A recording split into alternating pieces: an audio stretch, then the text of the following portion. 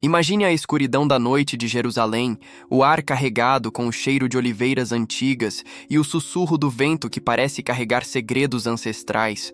Você está lá, escondido nas sombras do jardim do Getsêmani, sentindo o peso de uma traição que mudaria o curso da humanidade para sempre. E se eu te dissesse que Judas Iscariotes não era apenas um traidor comum, mas um homem dilacerado por demônios internos que ecoam nas almas de muitos de nós hoje?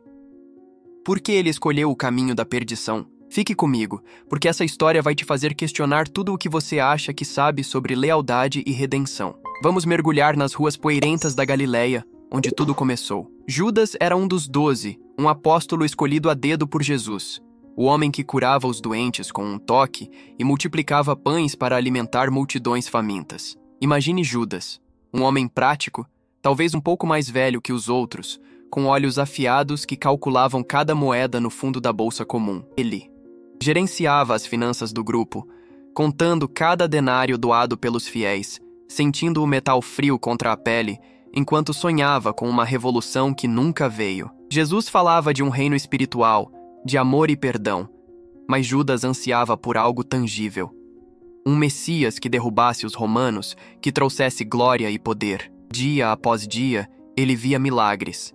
O mar se acalmando, os cegos enxergando, os mortos voltando à vida. Mas no fundo do seu coração, uma semente de dúvida brotava, regada pela frustração. Por que Jesus não agia? Por que ele permitia que os pobres continuassem pobres, enquanto os ricos banqueteavam?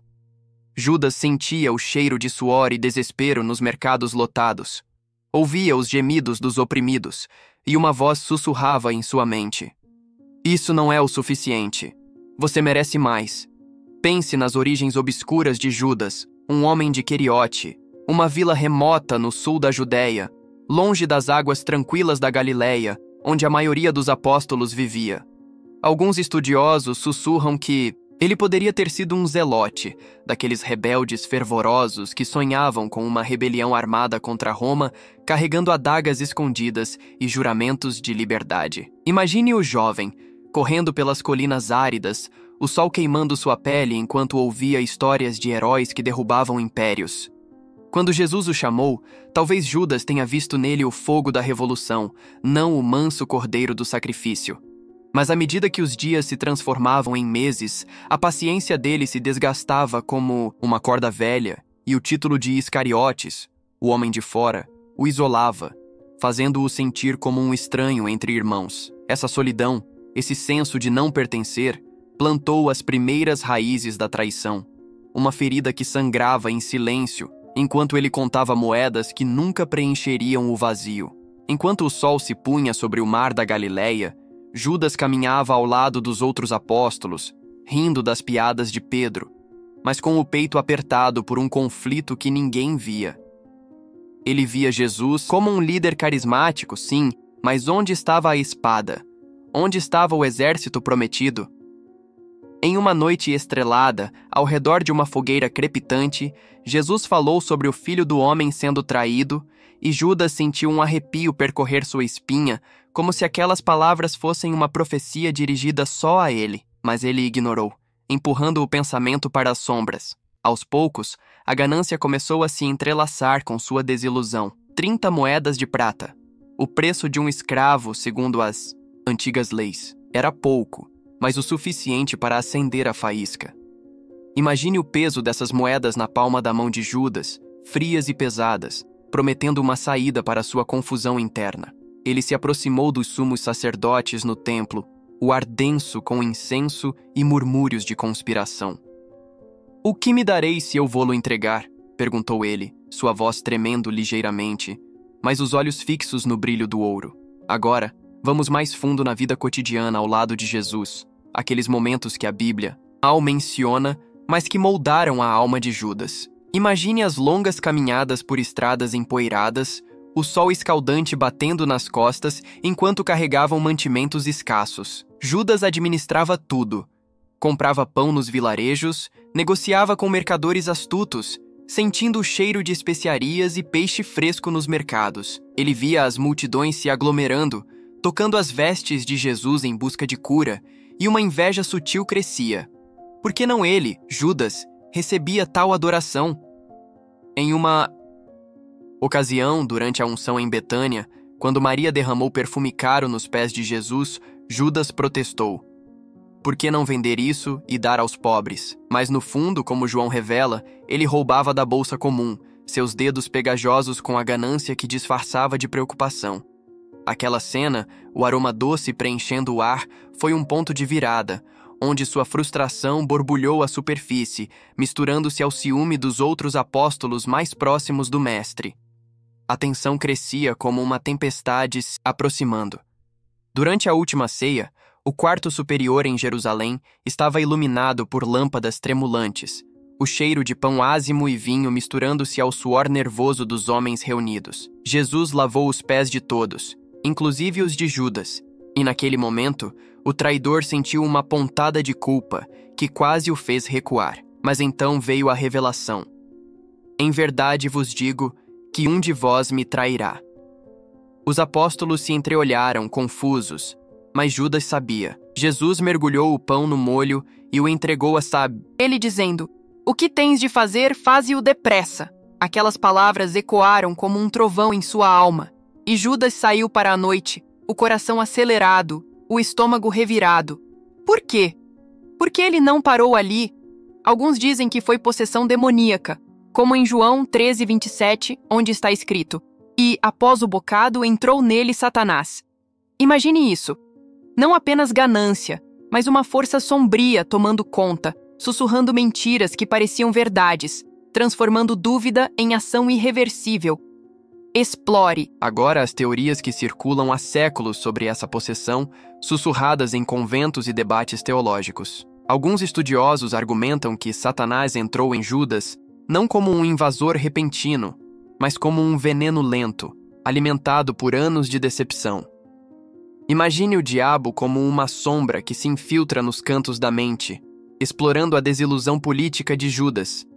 Ele esperava um rei conquistador, não um pregador de paz. Teorias antigas, como as do Evangelho de Judas, um texto gnóstico, descoberto em cavernas egípcias, sugerem que a traição foi um ato necessário, parte de um plano divino onde Judas sacrificou sua reputação para libertar o espírito de Jesus do corpo mortal. Mas isso soa como um segredo proibido, uma reviravolta que faz você questionar.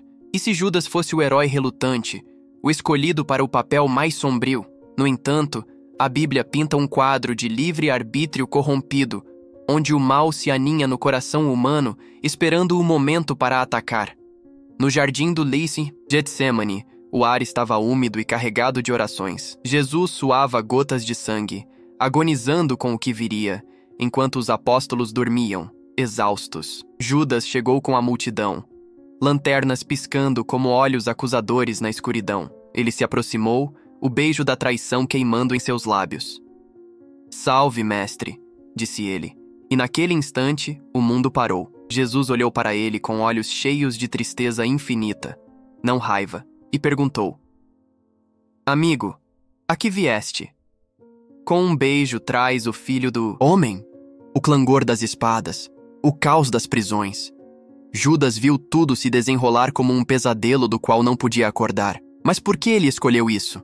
Teorias antigas sugerem que Judas acreditava estar forçando a mão de Jesus, obrigando-o a revelar seu poder divino e iniciar a revolução. Outros falam de inveja, vendo Pedro e João mais próximos do Mestre. Ou talvez fosse o peso da própria humanidade, o medo de falhar, a atração pelo poder terreno, o eco de um passado traumático que a Bíblia não revela.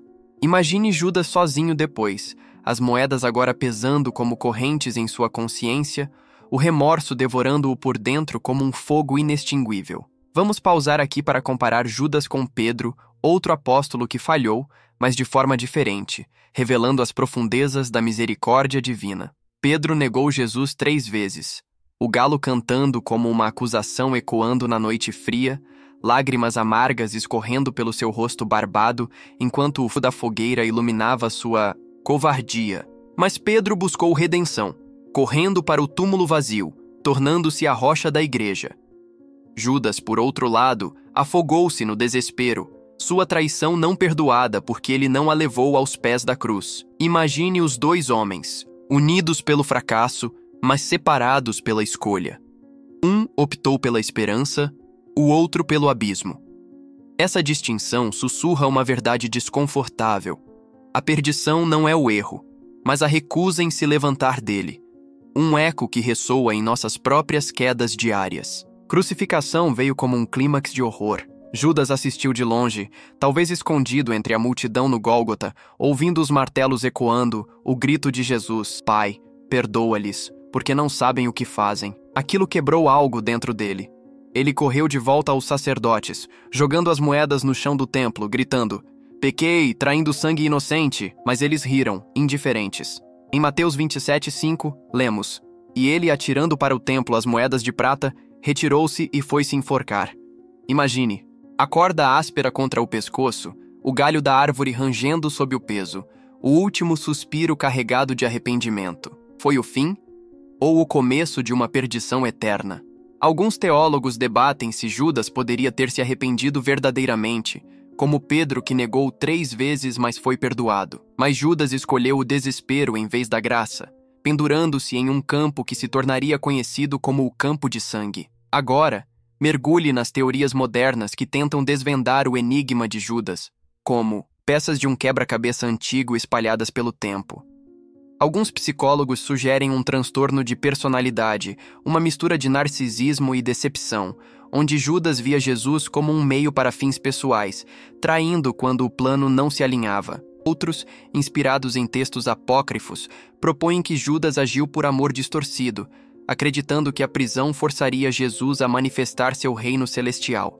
Imagine estudiosos curvados sobre pergaminhos em bibliotecas empoeiradas, debatendo se as 30 moedas eram simbólicas, representando o preço de um escravo em Êxodo, ou mera ganância. Teorias conspiratórias sussurram que Judas era um agente duplo, infiltrado pelos romanos desde o início, seu nome Iscariotes, derivando de sicário, assassino. Essas ideias, embora especulativas, adicionam camadas ao mistério, fazendo-nos sentir o peso da história como um manto pesado sobre os ombros. E agora, reflita comigo.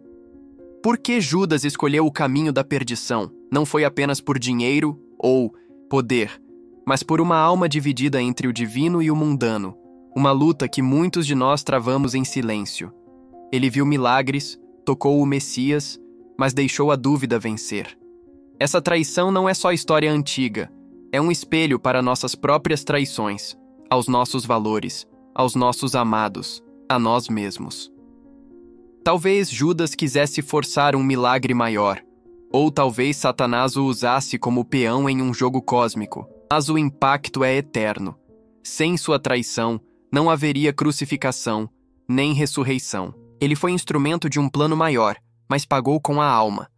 Considere o legado cultural de Judas, como sua imagem se transformou em símbolo de traição através dos séculos, ecoando em pinturas renascentistas e peças de teatro sombrias. Imagine Dante o colocando no 9º círculo do inferno, mastigado eternamente por Satanás, ou em musicais modernos onde sua angústia é cantada com vozes trêmulas. Em expressões populares, como nem Judas se atreveria a tanto, ele personifica o pior da humanidade, um aviso sussurrado em noites escuras. Mas e se essa vilanização esconda uma lição mais profunda? Judas nos lembra que a proximidade com o divino não garante salvação. É a escolha diária que define o caminho. Sua história infiltra-se em nossas vidas, questionando lealdades em relacionamentos, trabalhos e crenças, um fantasma que assombra as sombras da alma. E você? Já sentiu essa divisão interna, essa voz sussurrando para escolher o fácil em vez do certo? Vamos além, explorando as consequências espirituais dessa traição, um ripple que se espalha como ondas em um lago eterno. Sem Judas, o plano de redenção poderia ter se desenrolado de outra forma? Teólogos debatem que sua ação cumpriu profecias, como em Zacarias 11:12, onde o preço de 30 moedas é predito, tornando-o um peão involuntário no tabuleiro divino. Imagine o céu observando, anjos contendo o fôlego enquanto o beijo selava o destino. Para nós, Isso significa que até o mal pode servir ao bem maior, uma verdade desconfortante que transforma a dor em propósito. Judas perdeu a graça, mas sua queda ilumina o caminho para outros, um farol invertido advertindo contra o desespero.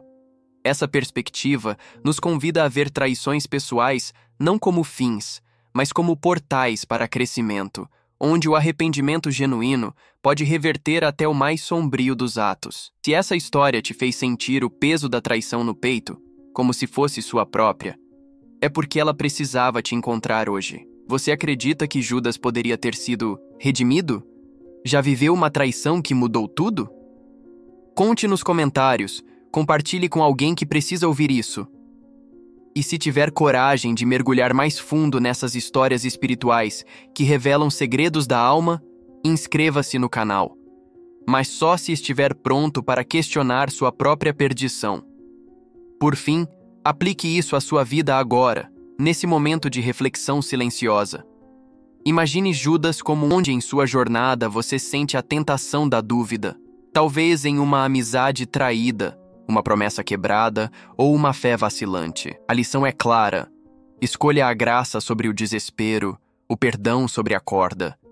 Essa história, antiga como as estrelas, pulsa com vida eterna, convidando você a reescrever seu próprio final.